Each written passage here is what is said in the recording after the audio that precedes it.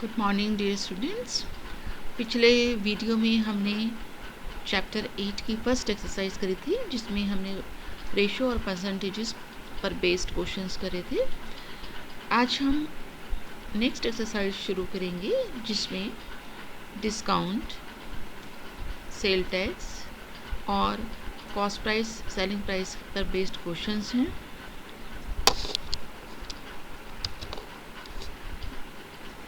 First of all, how to find the increase और decrease percent.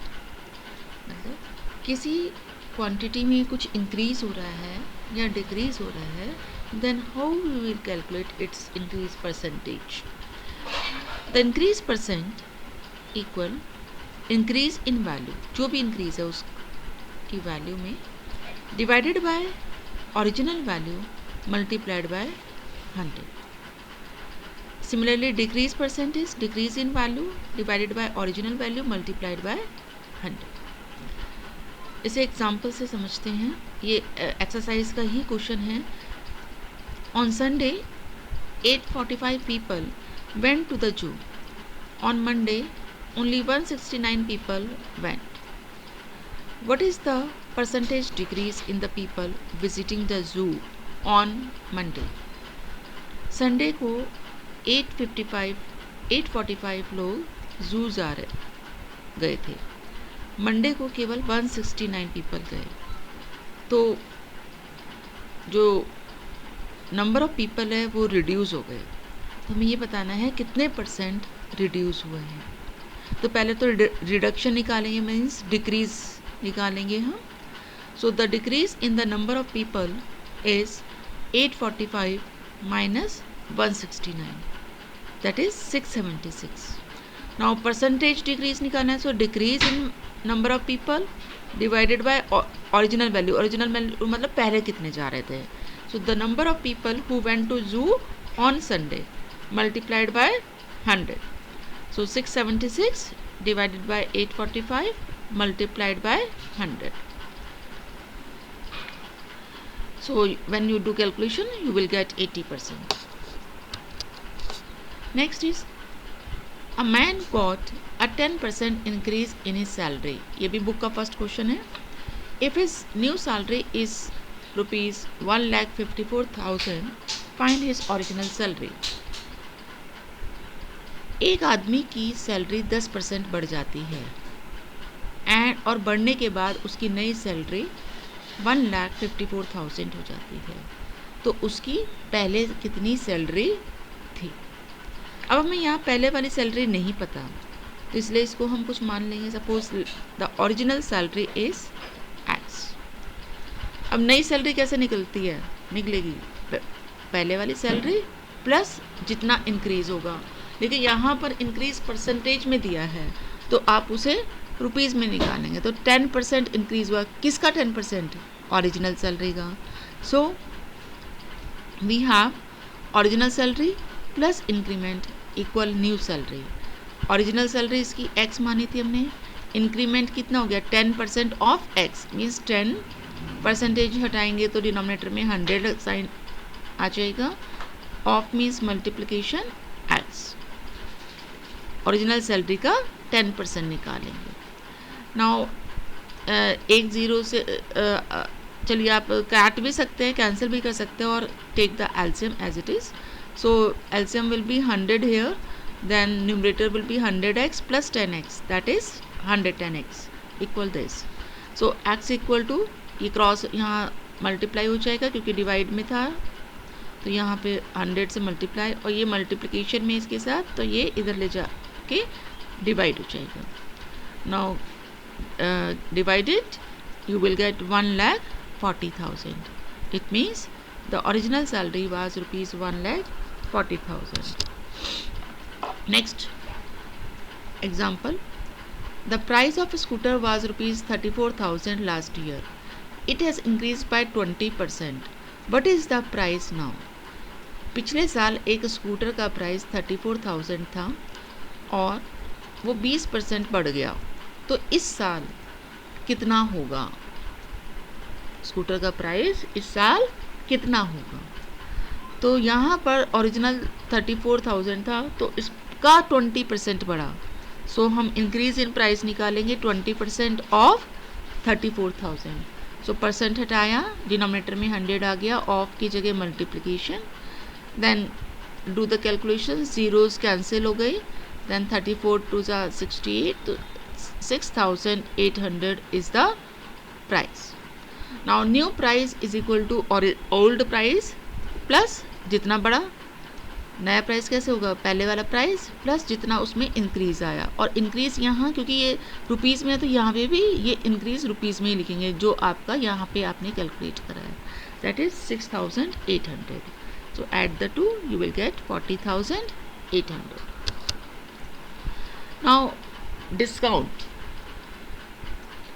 Discount आपने देखा होगा, जब मार्केट में आप जाते हैं तो बहुत सारे शॉपकीपर्स अपनी शॉप्स पर मार्क लिख के रखते हैं 10%, 20% डिस्काउंट।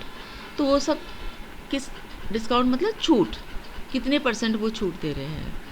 और ये सब क्या है, छूट किस लिए देते हैं, कस्टमर्स को अट्रैक्ट करने के लिए या अपने गुड्स को की सेल बढ़ाने के लिए। So discount is a reduction given on the marked price, उसकी जो एक्चुअल कॉस्ट है उस पर कितना रिडक्शन कर रहे हैं, दैट इज़ डिस्काउंट। ये आपको परसेंटेज में भी हो सकता है, ये आपको रुपीज़ में भी हो सकता है। जनरली क्वेश्चंस में ये परसेंटेज में ही गिवन होता है। And this is given to attract customers to buy goods और to promote sale of goods. So discount क्या हुआ, मार्क्ड प्राइस मीन्स जितना उसका एक्चुअल प्राइस था माइनस सेल प्राइस जितने में उसने बेचा। तो इन दोनों को मार्क प्राइस और सेल प्राइस को सब्ट्रैक्ट करके यू विल गेट डिस्काउंट। जैसे किसी आर्टिकल की कीमत सपोज 1,000 रुपीज़ है और शॉपकीपर ने उसे 800 रुपीज़ में बेच दिया, तो सेल प्राइस 800 हो गया। एक्चुअल प्राइस 1,000 था, सेल प्राइस 800, तो कितना डिस्काउंट दिया शॉपकीपर ने, 1,000 minus 800 that is 200 rupees. So discount is 200। Market price 1,000 था, सेल प्राइस 800, दोनों को सब्ट्रैक्ट किया, डिस्काउंट आ गया। Now discount can be calculated and discount percentage is given. अगर डिस्काउंट परसेंटेज में गिवन होगा तो आप उसे रुपीज़ में कैसे कन्वर्ट करेंगे। So discount in rupees is equal to discount percent of market price, means discount हमेशा मार्केट प्राइस पर कैलकुलेट होगा, ये ध्यान रखिए। जैसे अब इसे एक एग्जांपल से समझते हैं।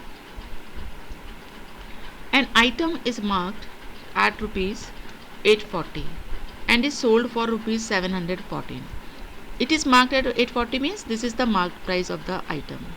Sold for rupees 714 means it is the sale price of the item. So what is the discount and discount percent? So discount means in rupees and then find it in percentage. So discount in rupees will be marked price minus sale price. Marked price 840 था, sale price यहाँ 714 था, दोनों को subtract किया, discount rupees में आ गया। अब इसे हमें परसेंटेज में करना है, तो डिस्काउंट इन परसेंटेज क्या होगा, जितना आपका डिस्काउंट आया divided by marked price multiplied by 100। हमेशा मार्क्ड प्राइस पे कैलकुलेट होता है। जैसे आप इंक्रीज परसेंटेज निकालते थे तो इंक्रीज अपॉन ओरिजिनल वैल्यू करते थे, मल्टीप्लाइड बाय 100। ऐसे यहाँ डिस्काउंट परसेंट या is equal to discount divided by marked price, original value की जगह मार्क्ड प्राइस आ गया, मल्टीप्लाइड बाय 100। कैलकुलेशन करेंगे you will get 15%। Next is this is the 6th question of exercise. During a sale a shop offered a discount of 10% on the MP of all items. What would a customer have to pay for a pair of jeans marked at rupees 1,450 and 2 shirts marked at rupees 850 each? एक shopkeeper 10% का discount दे रहा है सभी items के mark price पर। अगर एक jeans की कीमत 1,450 है और 2 शर्ट्स कोई व्यक्ति खरीदता है जिसमें हर शर्ट की कीमत 850 है, तो कस्टमर को कितना पे करना पड़ेगा। तो यहाँ पर हम पहले टोटल मार्केट प्राइस निकाल लें दोनों आइटम्स का। So the total market price is jeans price plus एक शर्ट का 850 था, 2 से मल्टीप्लाई करेंगे, दोनों शर्ट का मार्क प्राइस आ गया, when it will be 3150।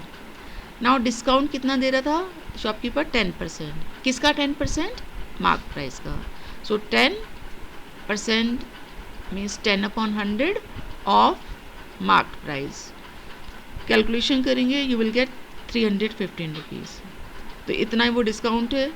So discount is mark price minus sale price. Mark price हमारे पास 3150 था, डिस्काउंट हमारा 315 आया, माइनस सेल प्राइस हमें नहीं पता था।